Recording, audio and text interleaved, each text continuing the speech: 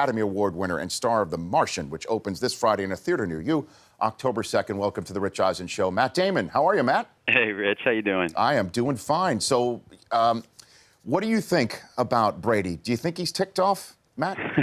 You think? I mean, yeah, I think he's. Look, I would be too I mean, he's worked so hard. I mean, if people who know him away from the game, I mean, I haven't met many people, and I've met a lot of people. Mm-hmm. I can't think of anybody who works harder than him and who kind of.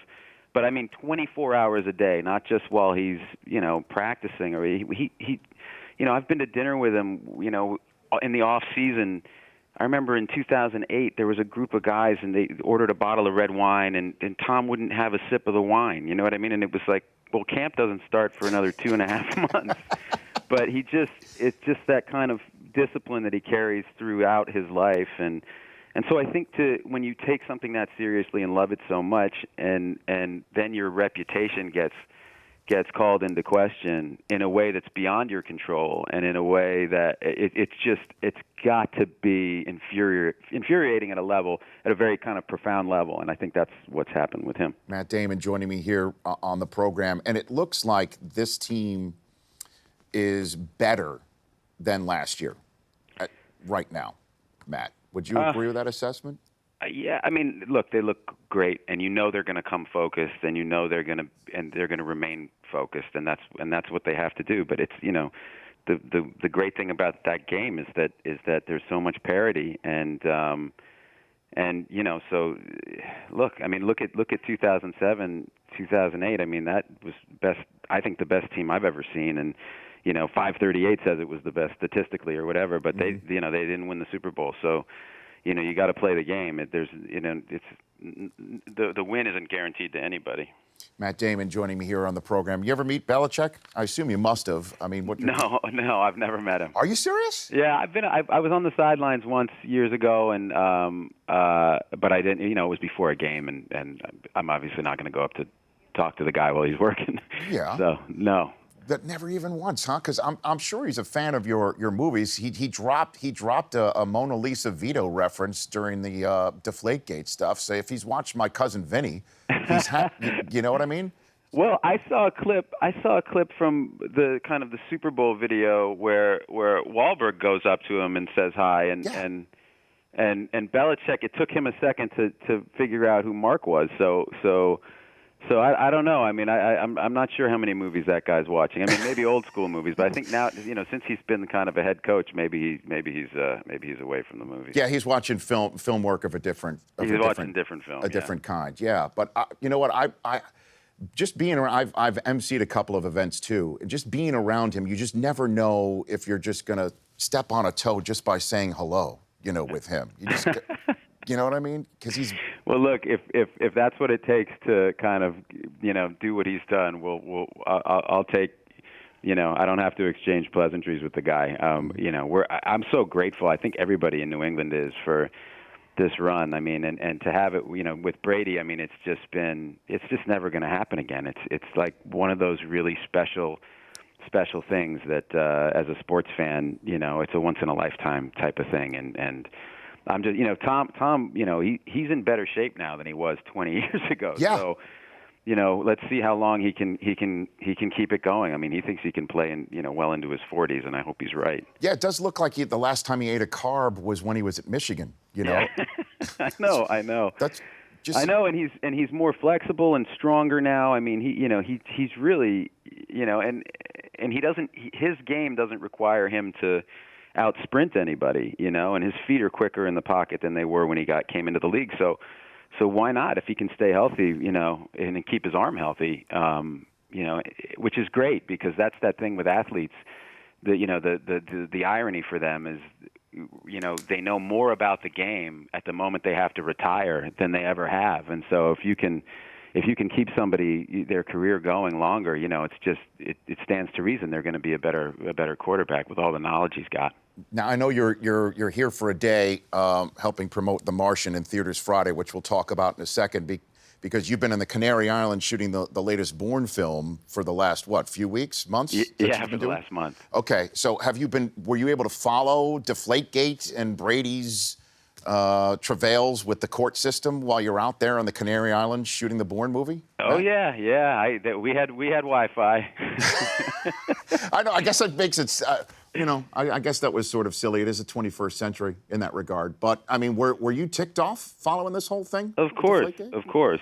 I think people were under the impression, I think, that there was some really scientific ball measurement scheme going on. Like there's just like a couple dudes with needles from MVP Sports, and they were pumping up the balls. And I didn't talk to Brady about it, but my guess is like just from that email exchange with those guys, like, I mean, imagine, they measure these balls after the Jets game in October, and they're over 16 pounds the next day. Like clearly there was not a 12.5 to 13.5 kind of standard being rigorously enforced. And so, so I understand Brady going off on those guys. And I mean, we almost lost that game. We were a blocked field goal away from losing it. So, I saw Aaron Rodgers at an event back in March, and he laughed the whole thing off and was like, look, man, that's why I instantly came out and said, I like an overinflated ball. He goes, it's ridiculous that they're doing this. And I don't know. I mean, I think to equate what's at worst a little bit of gamesmanship, to like cheating and kind of blemish a guy's stellar reputation is just horrible. So I think all Patriots fans kind of felt that injury. I mean, to a lesser degree than Tom did, but obviously, but I think he, obviously, everyone in Patriots Nation has a chip on their shoulder. Let's talk about The Martian, which, by the way, has been on pretty much every commercial break for the last 3 weeks during football games. It looks great. I'm looking forward to seeing it myself. Those who have seen it have nothing but the greatest things to say about it. And, Matt, I know you're connected, but to get NASA to help you out, to help promote it by saying today that they found the greatest evidence yet of flowing water on the surface of Mars, which NASA said today, it's very impressive. It's very impressive. Yeah, I'm really happy with the movie. It's a really, it's just a really positive, uplifting story, and that's why I wanted to do it. It's especially right now, political season starting and everybody telling us like that we should be divided. This movie's like the opposite of that, and it's about everybody coming together to help this guy. And it's just it's a great story. And yeah, NASA's been amazing. They helped us throughout the process and consulted with us, and it's a very pro NASA, pro space exploration movie. So they were happy to help because I think they really liked the message too. And it's a Ridley Scott film. I mean, and I know you've worked with Scorsese, Soderbergh, so many great directors. In terms of making a movie about a Martian, I mean, the guy who made Blade Runner, that's pretty cool too, Matt. I mean, you're working with Ridley Scott. That must have been an interesting. Yeah, unbelievable. I mean, it was like the easiest meeting I ever had. I walked in and he was like, "Why aren't we making this?" And I said, "I don't know." And that was how we both signed up for it. Yeah, he's a legend. He's literally he made. I mean, Alien and Blade Runner are movies that made me want to make movies. And they were really kind of seminal movies in my life. And so to be able to work with that guy, it was just incredible, and he did not disappoint. Like everything I could have hoped I would have gotten out of that experience, I did. I mean, just standing next to that guy and watching him direct was like, I mean, that was worth 20 years of film school. It was just really cool. And last question for you: what's your favorite sports movie? I don't think I've ever asked you that. Good question. I'd probably say The Natural. Huh. I just maybe at the time in my life that it came out, or maybe that story, the Roy Hobbs story. And I know people who read the book are like, it's a departure from the book, but I don't know. That one always got to me. Ben and I were extras in Field of Dreams. No way. Did I ever tell you that? No. What'd you do? In Fenway Park, in the crowd scene in Fenway Park. So we were in high school, and we were already in the union, but we would do extra jobs for money, and that show came into town, and we did, I think, a few days on the movie, and we actually met. Costner came out and kind of hung out with the extras for a little while, and we got to go and chat him up, and it was a big deal. And Lancaster too? No, he wasn't in that. It was He James Earl wasn't in that Jones, scene. right? No, that would have been amazing. Well, you heard his voice in that scene, but yeah, but James Earl we Jones. We never got to meet him. Wow. And we didn't meet James Earl Jones either. Just Costner. Just Costner. And that was your first. Was that your first ever movie experience shooting something?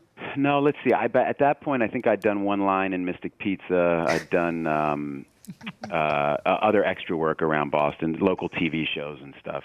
But I think that was probably one of my first big feature extra gigs, and it was at Fenway Park, which was really cool. That's for us. it. Hey, Matt, look, I know you're running around like crazy today. I really appreciate you calling into the program. No worries, Thanks. Rich. I love your show, man. Thanks, Matt. I appreciate that. I'd love to have you in here in person next time if that Definitely. happens. All I'd right. love to do that. All right, best to everybody, Matt. Okay, buddy. You too. See ya. You got it. That's Matt Damon. The Rich Eisen Show, weekdays at noon Eastern.